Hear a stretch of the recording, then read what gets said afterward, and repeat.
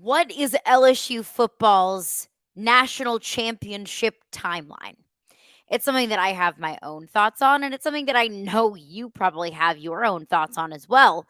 But what I want to get into today is Brian Kelly's thoughts on all of that. You are Locked On LSU, your daily podcast on the LSU Tigers. Part of the Locked On Podcast Network. Your team every day.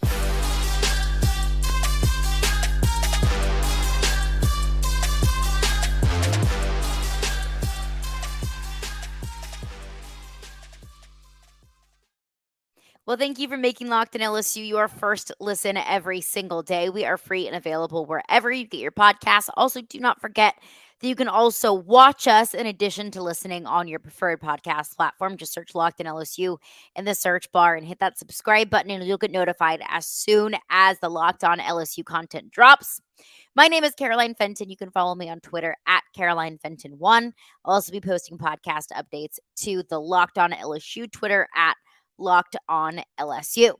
Hope everybody had a fun, safe, relaxing July 4th weekend. I know for me today, getting up and getting back to work was a little bit rougher than most days, but I hope everyone had a good weekend. Happy to be back and happy to be chatting with all of you. And I think that right now is it's a fun time. It's an interesting time. And for some of you might be thinking that this is a frustrating time because it is absolutely talking season. That's all we got. We've got recruiting, and we can go off of spring games, and we can go off of transfer portal movement. We can go off of moves that are made in the offseason. But really, for the most part, it's talking season. Who will win the SEC East? Who will win the SEC West? Who is the best quarterback in the SEC this year? Who's going to have the most impactful recruiting class this year? We go through it every single year around June, July, leading up to the football season. As of yesterday, we are officially 2 months away from the Florida State game from the 2023 season kicking off, and I am ready for it. I'm pumped for it. I'm ready for real life football. As much as I love talking season, I've quite frankly made a living off of it. I am ready for real life season to happen, for real football to happen. But I think the talking season is very interesting because while every single year we have very similar themes, like I just mentioned, winners of the East, winners of the West, best quarterback of the SEC this year, I always think each individual program in every single year has its own individual talking seasons. That every season, every talking season, while it feels the same year over year, the essence of it is so different. Because I think back to this time last year. The conversations that you and I were having, the questions that were being posed about this football program. Is Brian Kelly a good fit? How good is LSU going to be this year? Who is the quarterback? Was a question that we were having at this point last year. Pretty wild to think how much has really truly changed about this football program in just 365 days. In just the course of one season. We've gone from, is Brian Kelly the right fit? Who's going to be playing quarterback for this team? How many games is LSU going to win? To now this offseason, the question being, when's LSU going to win a national title? When is it Brian Kelly's turn to hoist a trophy? Because this is something that I tweeted actually the night of the baseball national title. Right at the end of the game, LSU beats Florida 18-4. I was like, all right, Kim Mulkey, she got her national title in year 2. Jay Johnson, he got his national title in year 2. Brian Kelly, you're going into year 2. Had a pretty impressive year 1. You going to follow the trend of your colleagues over there on the athletic department? Are you going to get your national championship in year 2? And it's wild to me that we're having those conversations, but that's kind of the work that Brian Kelly and his entire coaching staff has put in year 1. That in 1 year, we've gone from, is this team going to be good? To, is this team a national contender? Now, Brian Kelly sat down with Blake Toppmeyer of USA Today to talk about that exact thing, to talk about the national title expectations, to talk about how at SEC Media Days this year, Brian Kelly is going to be asked about a national title and not about his fake Southern accent, which Blake Toppmeyer asked Brian Kelly about that before we get into the meat and potatoes about all of that. Can we be done with that? I'm so over it. I'm so tired of it. It's so old. We've been there. We've talked about it. We've made fun of him. And I know that, opposing fans, the LSU Ole Miss game, Ole Miss fans will probably poke fun at Brian Kelly for that. But like, as a national news service, as a football watching society, can we cool it with the family thing? I'm done with it. I'm done with it. But that's besides the point. Blake Toppmeyer asked Brian Kelly about his championship timeline. And this is what Brian Kelly had to say. The question being posed is, when do you feel like this program will be ready to contend seriously for a national championship? Now, first of all, I think that question is important. When do you think that you can contend seriously for a national championship? It's interesting because it's not just when do you think you can contend for a national title. Because to that, I would say, anyone could say, well, right now, why can't you?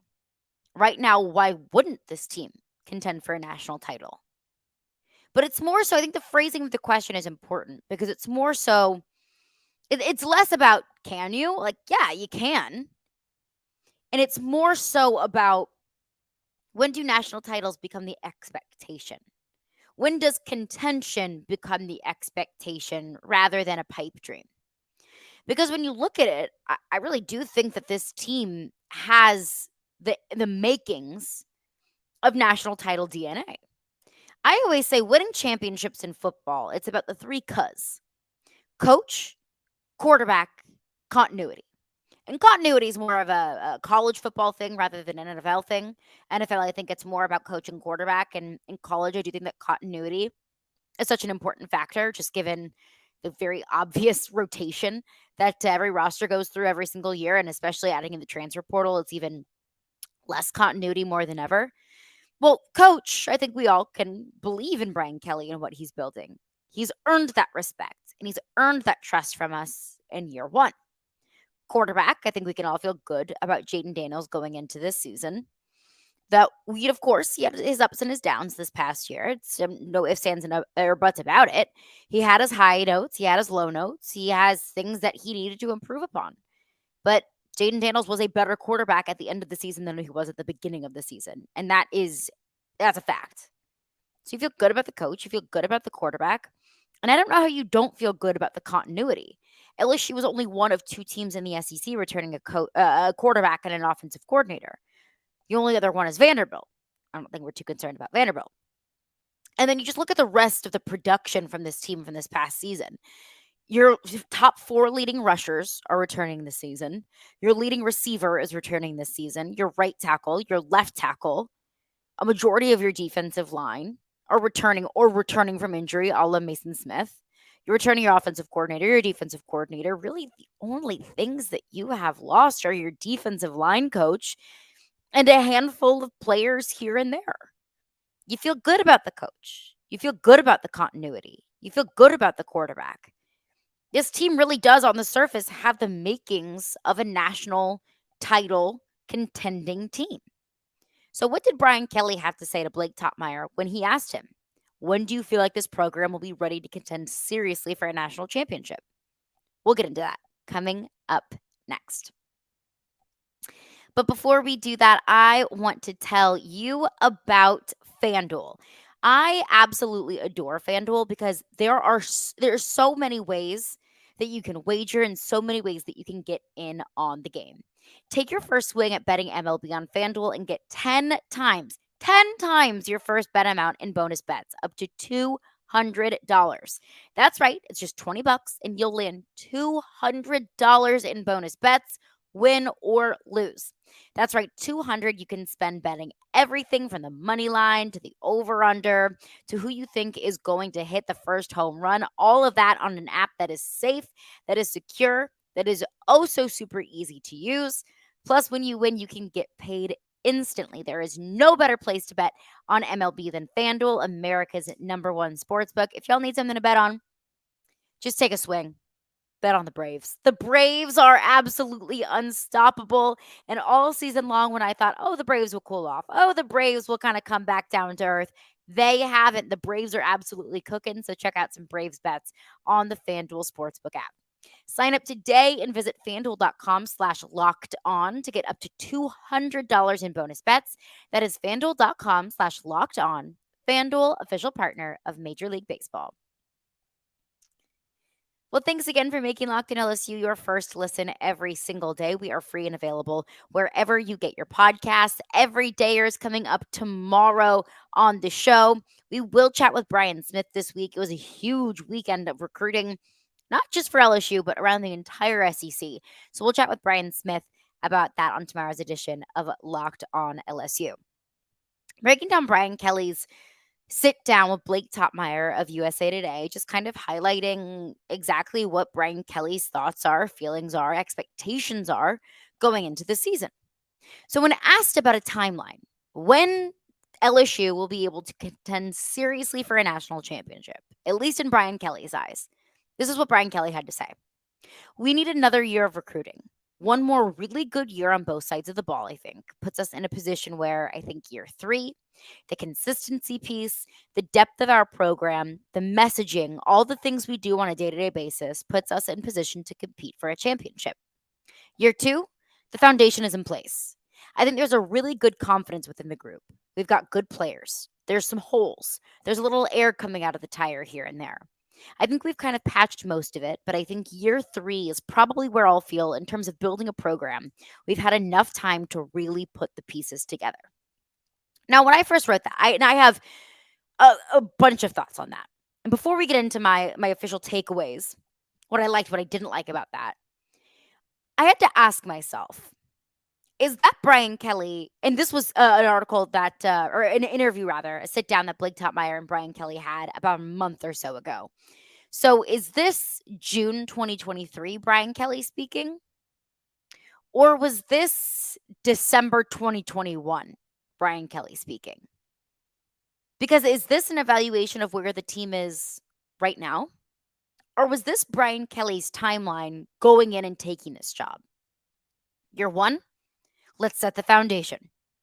Year 2, the foundation is in place.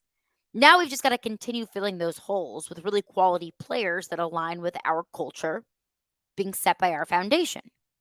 By year 3, that's when we've got the players in place. That's when the culture's in place. That's when the foundation is in place. So is that more so Brian Kelly's philosophy overall on this job?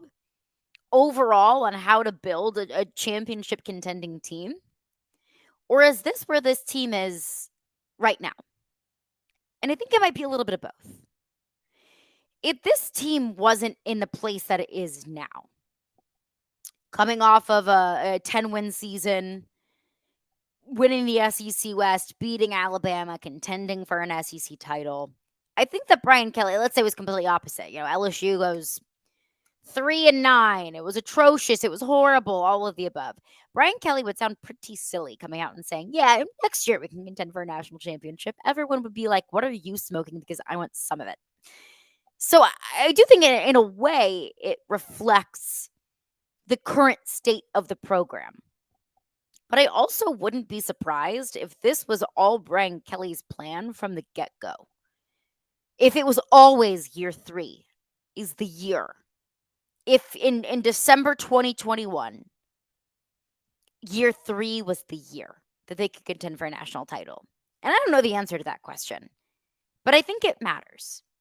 And I think it matters because of the way that we interpret what Brian Kelly says. And also the way that the team interprets what Brian Kelly says. But I think it's important that he said that. And I think it's important for a few reasons. The first one being that Brian Kelly understands. Brian Kelly knows from what we heard from his sit down with Blake Toppmeyer. What I'm gathering from that is that he understands that you cannot microwave success. You can't just build a championship program overnight. Even teams who have done that have built contending national championship contending teams overnight. They don't have sustained success. Because I don't know about y'all, but I know about me. I'm not interested in a one and done year. I'm not interested in winning a national title and then having 2 500 seasons to follow it. Sound familiar? I'm not interested in that. I'm interested in building a program, a contending program, not a contending team. Those two things are different because I will use TCU as an example. How many people do you know that are talking about TCU as national title contenders? How many conversations have you had with your friends at the water cooler, with your coworkers, whoever it might be, talking about, man, that TCU, they're poised for a comeback. What Sonny Dykes did in his first year at TCU was really impressive. Getting his team to the national championship game in year one, beating a team like Michigan in the college football playoff semifinal, pretty darn impressive. Max Duggan, a Heisman finalist, pretty freaking exciting.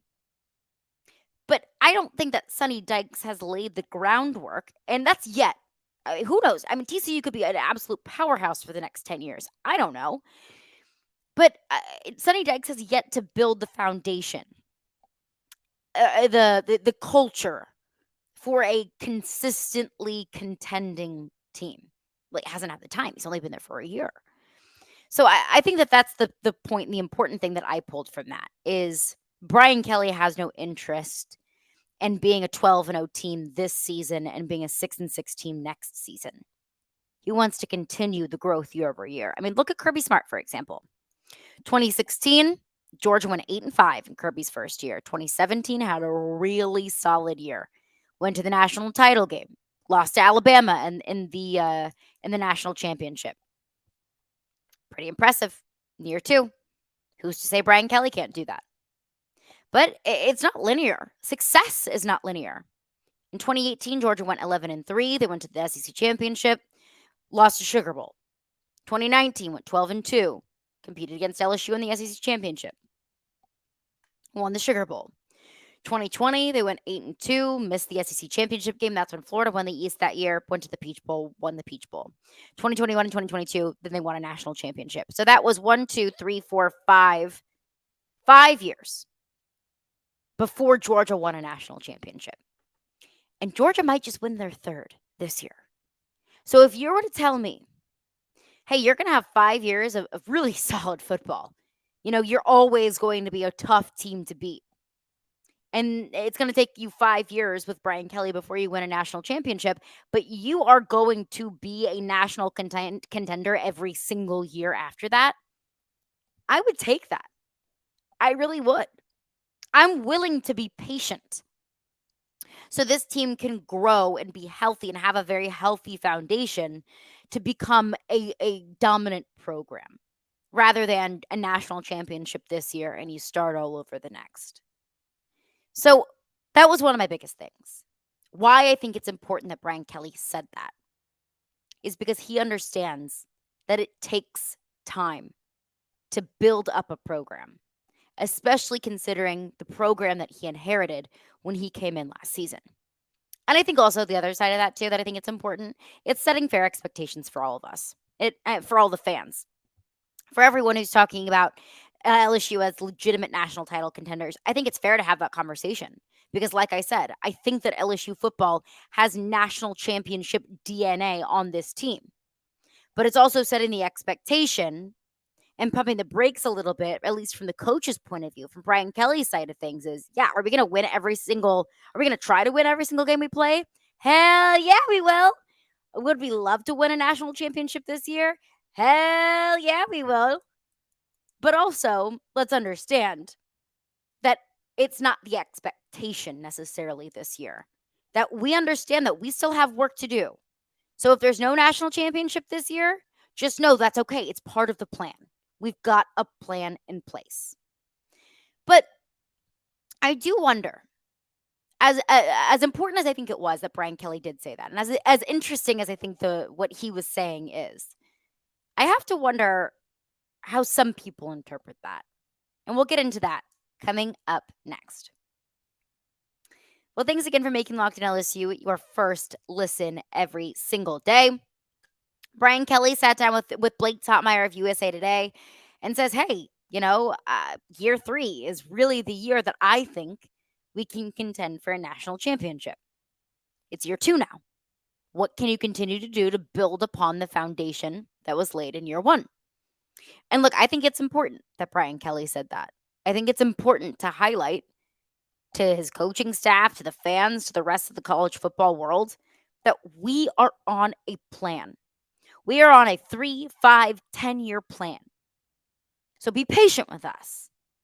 Because although we are going to try like no other to win every single game that we play, this is all part of a larger plan.